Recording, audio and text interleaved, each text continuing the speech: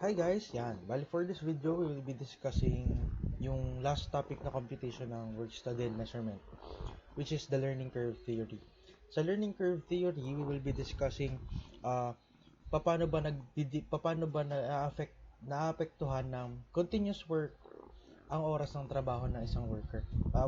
We could consider kasi as a general concept na the more you do the job, the faster you do it, or the more you do the job, the more confident you are in doing it. Kaya malaki talaga yung possibility na kung gaano kabilis mo siya nagawa ng first time, could be longer rather than kung gaano mo na siya kabilis gawin ngayon. Kasi tuwing gumagawa ka, nadadagdagan ng iyong experience and nadadagdagan ng iyong confidence in terms of working.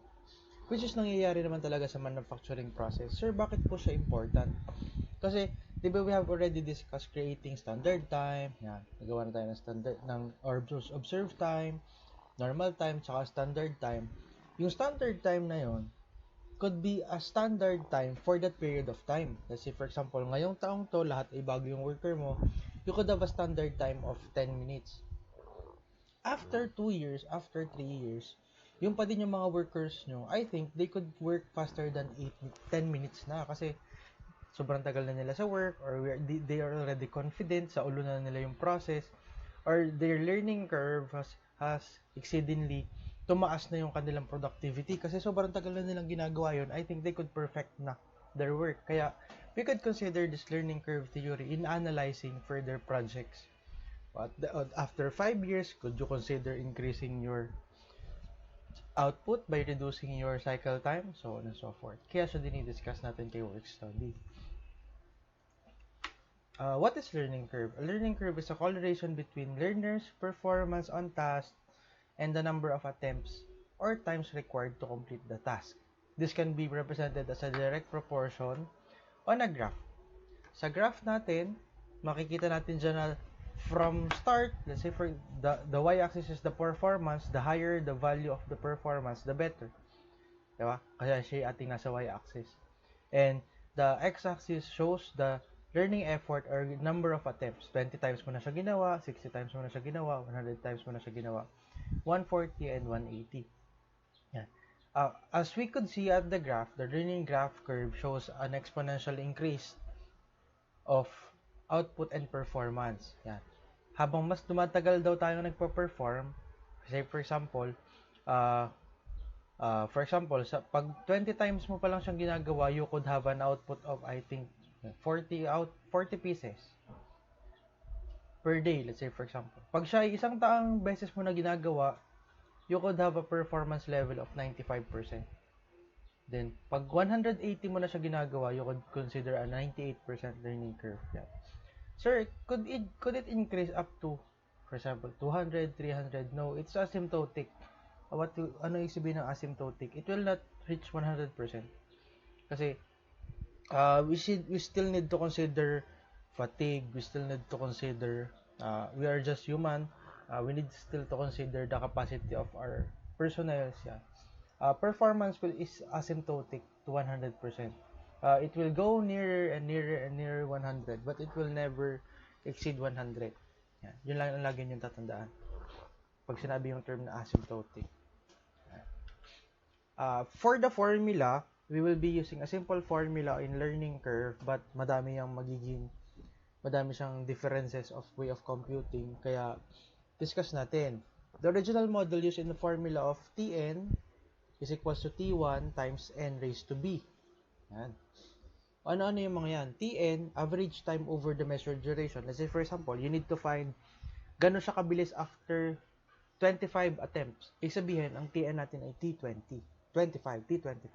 Pag ang hinahanap ay gano'n na kabilis yung cycle time niya after 5 attempts, siya ay T5. Yan. Because n represents the total amount of attempts completed. T1 represents the time to complete the task first time. Or yung T1, yun yung oras niya sa unang beses niyang paggagawa. Meaning to say, ang unit ni T1 ay hours or seconds or minutes. Kung ano yung unit ni T1, yun din ang unit ni Tn, automatic. N is the number of attempts and B represents the slope of the function. Kasi nga meron tayong slope na i-consider dito. Slope of a function is equivalent to B is equals to the logarithmic of the learning rate divided by logarithmic of 2. Normally, ang iba, ginagamit nila ln. Pwede din yun. B is equals to ln learning rate divided by ln2. Basta pag ln yung sa taas, ln din yung sa baba. Pag lag yung sa taas, lag din yung sa baba. Kasi siya naman ay ratio. Ano sir yung learning rate? Learning rate is gaano kabilis mag-increase or gaano kabilis mag-increase yung cycle time every attempts. The learning rate is the percentage of increase or the percentage of decrease of your cycle time in every attempt. Yeah. Let's have an example. I have provided 3 different examples for you to understand how to solve learning curve or learning rate. But yung ating performance, yung learning curve natin, or the performance percentage is inversely proportional with the amount of attempts para ma-reach natin yung output. Average time per unit, the average time per unit is the inversely proportional with performance. Ibig sabihin, mas bumibilis yung performance natin, syempre, mas umuunti yung time natin para ma-produce yung output. Ulitin ko. The faster or the greater our performance will be, the lower the time that we could produce the product. Or we could consider the formula y is equals to ax raised to b. Y is equivalent to average time per unit. Then, x is equivalent to number of attempts and b is equivalent to yung ating formula. Let's try this example. A manufacturer of devices used in products such as night vision, goggles, so on and so forth. Yan. The company is planning to bid for 120 image intensifiers to be used in military vehicles. The company estimates that the first unit will require 80 hours. Ibig sabihin, we could consider that as our T1. T1 natin is 80 hours.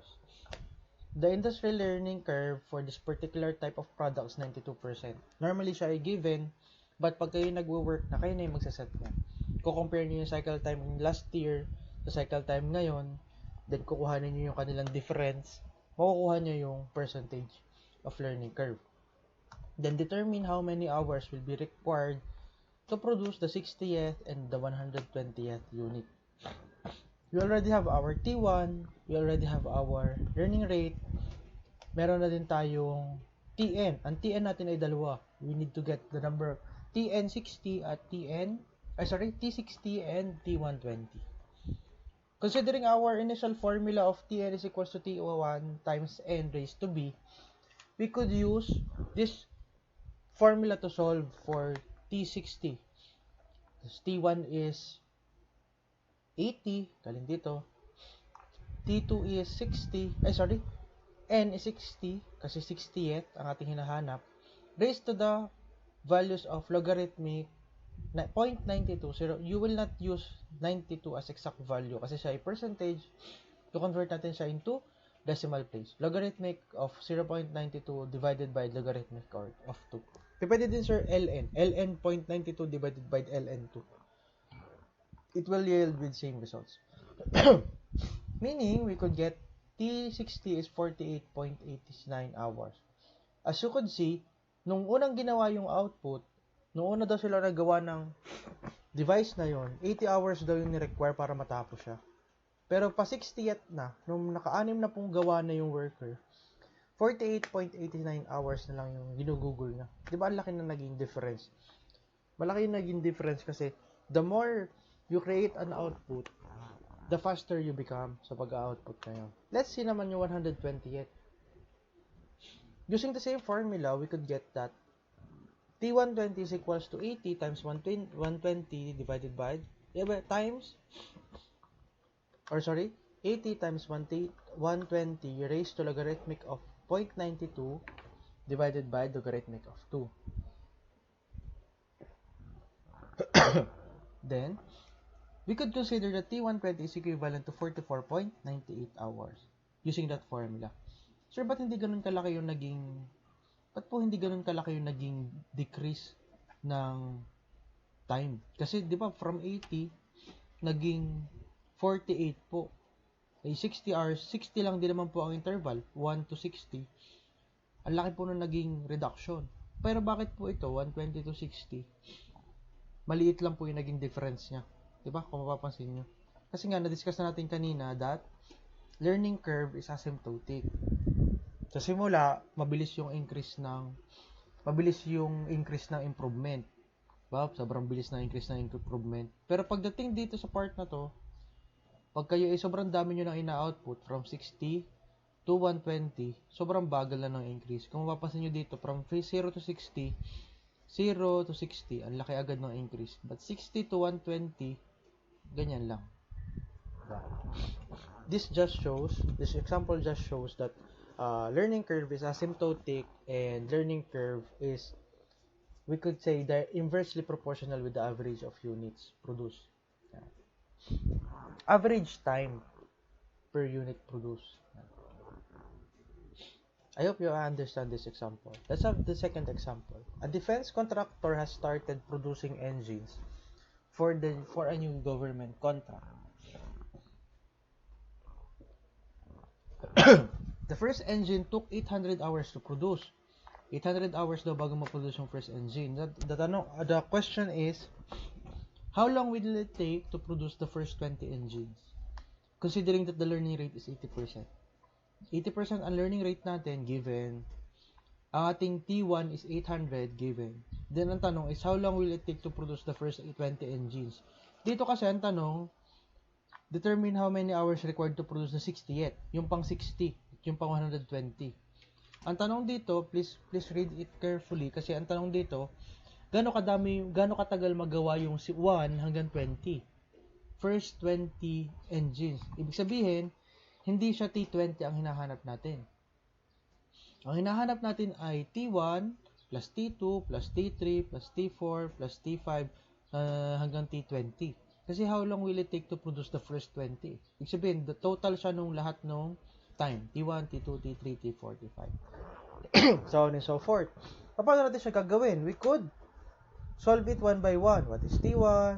What is T2? Ang T1, ito na, given. 800 plus ito, plus ito, plus ito, dire-diretso hanggang makuha niya yung T20. Diba? Sir, tama po bang ganun ang ginagawa? Yes, it's mathematically correct. Diba? But if you want, you could use your calculator and using the summation function. We could enter sa calculator yung summation of 800 times x raised to log 0.8 divided by log 2. Tapos, ang values natin ay from x1 hanggang x20. Meaning to say, we will be getting the summation to 800 plus ito, plus ito, plus ito. Pag tinayap niyan kay calculator, you could get the value of 8,387.95 hours. Paano po natin na sure na ito po ay tama? Di i-try nyo i-solve dire-diretso. Para ma-check natin. But, you could use, pag naman lilima siya, for example, how long will it take to produce the first 5 engines? Pwedeng ito na lang gawin nyo. Yung 800 plus ito, plus ito, plus ito, plus 800, 5 log 0.8 log 2. Pwede naman. But kapag ganitong sobrang dami, I prefer using yung sa scientific calculator natin na summation function. Hanapin nyo lang yun. Yun ay nasa may upper right corner sa ano yun? Shift logarithm ata yun. Shift logarithm. Hanapin nyo. Kanina, nagbigay tayo ng example about finding the exact t-value, t60 and t120. We have now solved getting the summation or the total time to produce the first 20 items. Let's have this last example. The industry's learning curve for this particular type of product is 74%. Isipin nyo ng ating learning rate. Considering that their fifth item was done for 35 minutes, ibig sabihin ng ating Tn ay 35, ang ating N ay 5. Determine how long does the second item was done. Ibig sabihin, ang hinahanap natin ay T2. Diba? Ulit, yung N natin, 5.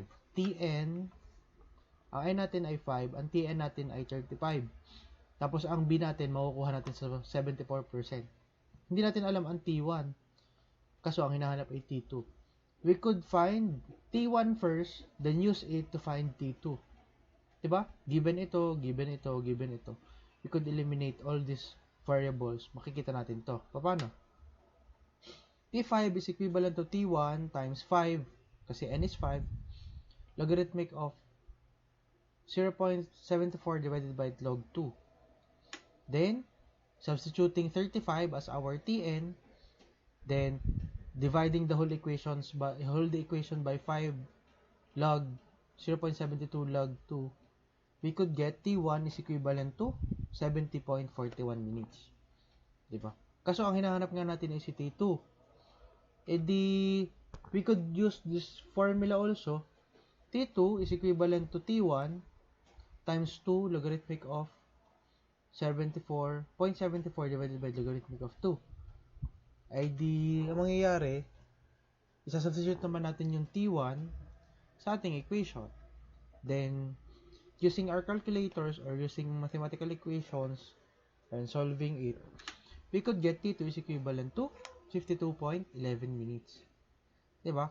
Hindi naman laging direct substitution yan. Somehow, minsan, ang nawawala ay T1. Sir, bakit po nagkakaganyan yung problem? Siyempre, possible, wala ka doon sa, parang, we could consider it na, pag na-hire kayo sa company, wala ka doon nung ginawa yung unang product, di ba? Wala ka doon nung ginawa yung unang product. Nandoon ka lang nung ginawa nila yung 5th item, for example. Na-hire ka sa company, yung 5th item na yung ginagawa nila.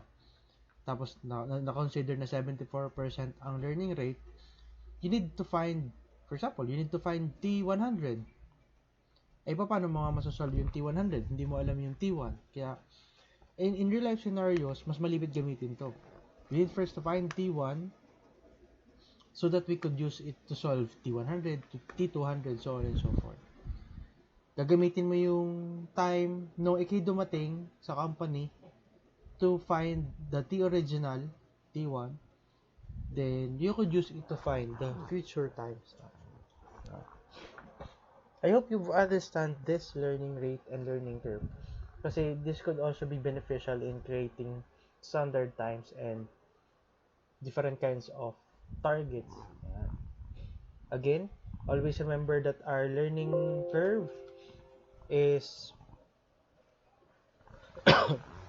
exponentially increasing based on performance and exponentially decreasing based on average time period. I hope you understand something, and thank you guys. God bless.